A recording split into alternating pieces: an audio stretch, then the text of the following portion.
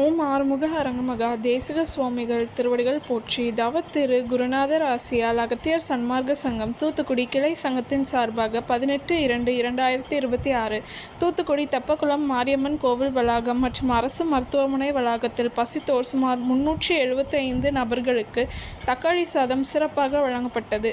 வழங்கியவர்கள் டூட்டுக்குரின் scales enterprises owner மற்றும் Sathan fried careers manager திரு சந்தானகுமார் மற்றும் திரு சுந்தர்ராஜன் மற்றும் பிபிஎஸ் காய்கறி கடை அதிபர் திரு ராஜன். அன்னதானத்திற்கு பொருளுதவி செய்தவர்களும் தொண்டு செய்தவர்களும் அவர்கள் குடும்பத்தாரும் எல்லா வளமும் பெற்று சிறப்புடன் வாழ வேண்டுகிறோம்.